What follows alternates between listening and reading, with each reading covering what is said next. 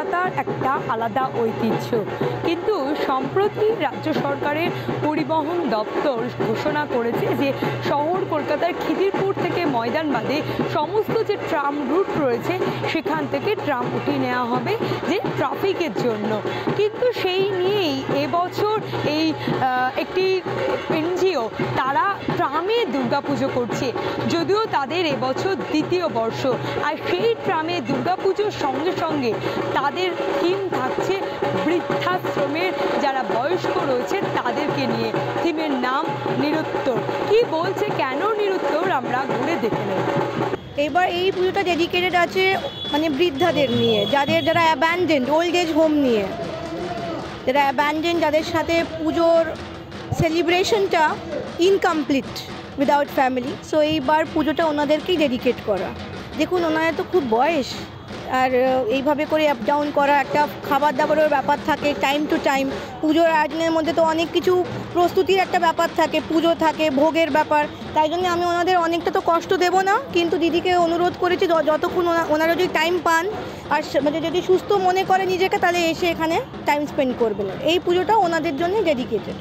আমাদের এই বছর ইচ্ছে ছিল বেসেলে করা, কিন্তু যখন আমরা জানতে পারলাম এই ধরনের মানে গুজব উঠছিল বা উঠছে যে বন্ধ হয়ে যাবে, ট্রাম আর দেখা যাবে না কলকাতার বুকে, তখন আমরা ভাবলাম এটা লাস্ট সুযোগ যদি আমরা এই বছর পুজোটা ট্রামের মধ্যে করি।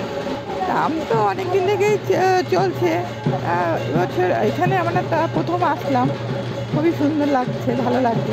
আমাদের ম্যাডাম নিয়ে এসছেন এখান থেকে, আমাদের বাপি যা করছে আমরা সেটা খুবই আনন্দিত এই জন্য। আর পুজোটা দেখে, ঠাকুরটা দেখেও ভালো লাগে, আর আমরা এইখানটায় এসেছি আজকে উদ্বোধন করতে। এই যে পুজোতে সামিল হতে পেরে হ্যাঁ, খুব আনন্দ লাগছে। এমনিতে যেটা মানুষের কাছে কনসেপ্ট আছে না, যে ওল্ড এজ হোমে সব বিতাড়িত থাকে, এটা কিন্তু আজকের দিনে সেটা চলে না।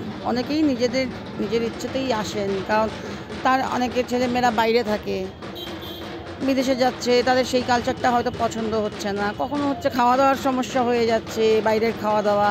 ওরা চায় যে না, আমরা নিজেরা থাকবো, নিজেদের জায়গায় থাকবো, ইন্ডিপেন্ডেন্ট থাকবো, তারপরে একটা ছাদের নিচে সব রকমের পরিষেবা পাবো, নিজের বয়সের লোকজন পাবো, একাকিত্ব বোধ করবো না। এইসবের জন্য কিন্তু ওল্ড এজ হোমটা আজকের দিনে কিন্তু ওদের দরকারও।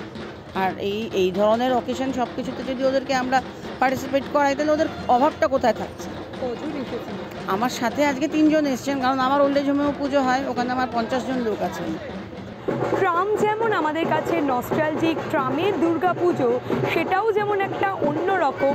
আর এবছর ট্রামের এই দুর্গাপুজোতে বৃদ্ধাশ্রমের থিম, সেখানেও বয়স্করা তারা এসে যেন খুবই খুশি, এবং তাদের সেই চিঠি, তাদের প্রিয়জন, তাদের যে সন্তানের চিঠিগুলো এই পুজো মণ্ডপে দেখা যাবে, এবং সন্তানের প্রতি যে মায়ের ভালোবাসা সেগুলো ফুটে উঠবে এই ট্রামের এই পুজো মণ্ডপে। ক্যামেরায় রানার সঙ্গে ব্যুরো রিপোর্ট, এস নিউজ।